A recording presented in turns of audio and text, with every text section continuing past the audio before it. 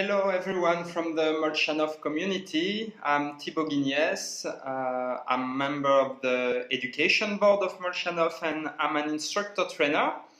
And today I want to share a few mental aspects of deep diving, as I specialized in deep diving. I also take this opportunity to make an announcement that starting from week 4 of the base training program of this cycle, there will be now some mental preparation exercise in the base training, one little exercise every week to discover a bit more mental aspect. And today I'm going to share 3 mental aspects of deep diving that I use in my training and in competition. It's going to be a short video, just an introduction to some concept. So overall, for all these aspects, it can sound a bit cheesy, but the key to me is enjoyment, and I'm going to go a bit more into detail. So the first aspect I want to talk about is staying in your comfort zone. I hear a lot that freediving is about stepping out of your comfort zone. In a way, when you start freediving, yes, you start something new that can be a bit stressful, just the idea of going underwater. But then as you do more and more deep diving, to me, it's about staying in your comfort zone. The no pain, no gain approach, I don't really believe in it. Pain can be a consequence of a strong training, like if you do a lot of squat and yeah, the next day you might have some pain.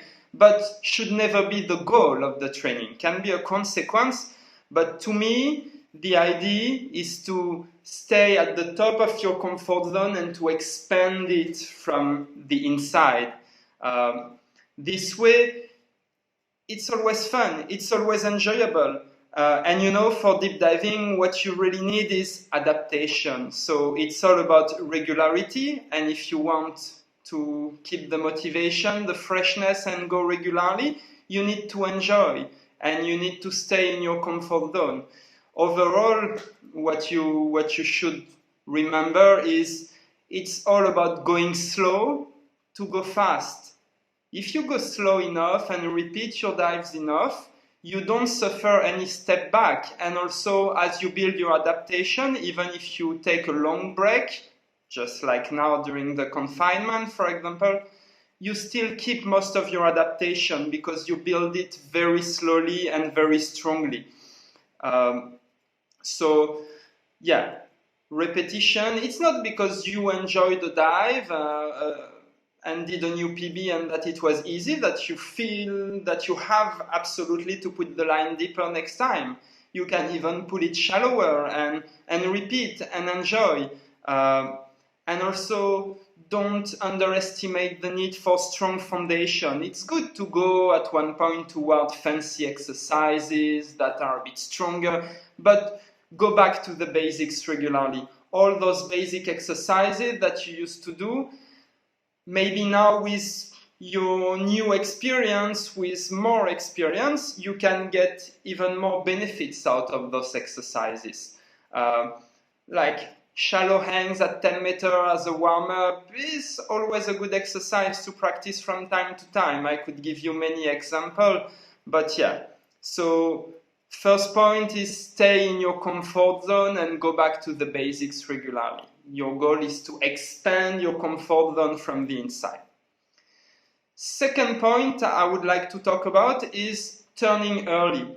I hear a lot that turning early is bad, that you can take the habit of turning early if you start turning early. I don't really agree with that either. To me, turning early is always a good decision.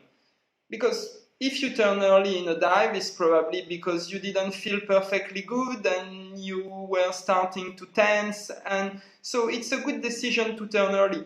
As far as you don't wait too long to turn early, this way you don't traumatize yourself. And it's actually a mental trick that I use a lot in my deep diving, whether in training or in competition.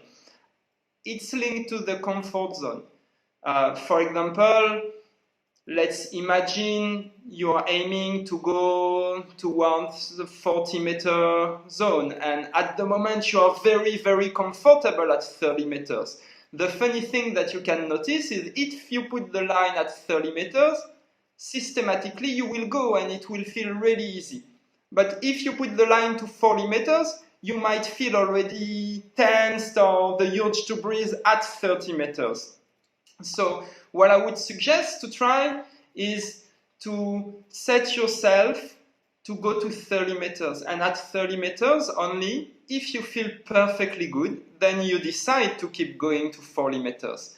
This way, it's a bit like setting your mind to go to these 30 meters that are very, very comfortable, that are in your comfort zone, and then once you arrive at 30 meters, of course you're going to feel good, and then you decide to keep going and go to 40 meters if you feel good. And it works with any depths. Just try to find out what is your really comfortable zone, and then use this to allow yourself turning early. And actually, since I really allowed myself turning early, I don't really turn anymore, and I enjoy my dives way more. Last but not least, I would like to talk a little bit about visualizations.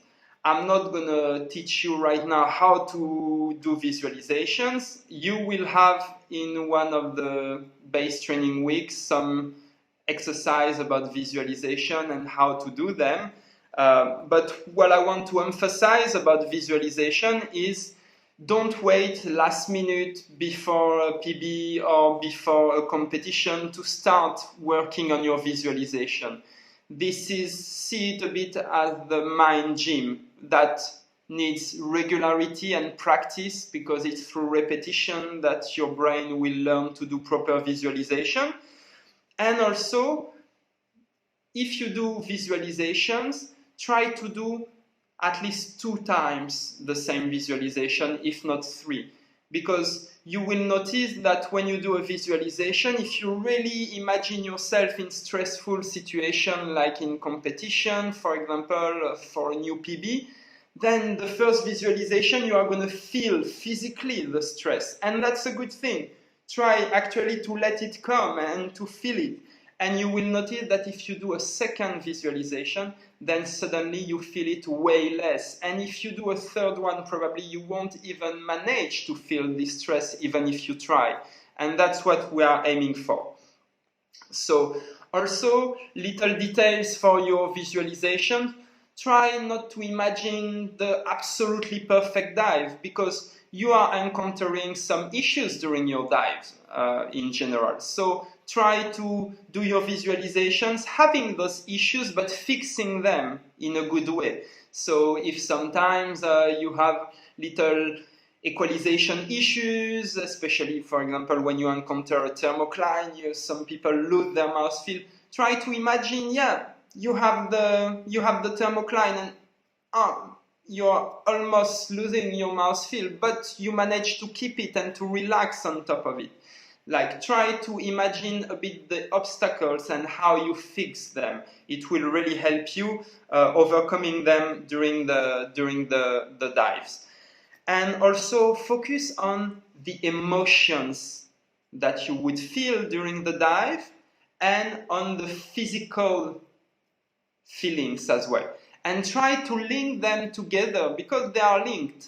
But if you link them during your visualizations, then by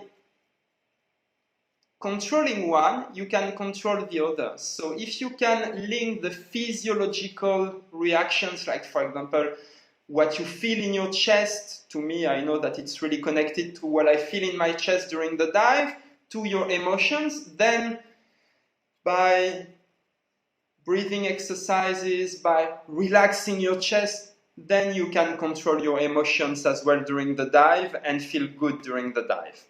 So remember, key points about visualizations, it's something that requires practice and repetition. So there is never too early to start practicing visualization. You have how to perform visualization in your Wave 1 manual. You will have some reminders and some more details in one of the base training of the coming cycle. So I really encourage you to start preparing as soon as possible. That's all I wanted to talk about today. Those 3 little mental aspects: stay in your comfort zone, expand it from the inside, allow yourself to turn early. It's okay, as far as it's for the good reasons, and it's never too early to practice visualization. Try to make them regularly and to do several visualizations in a row of the same dive. I hope you enjoyed this talk, and looking forward to do next video about some more mental aspects.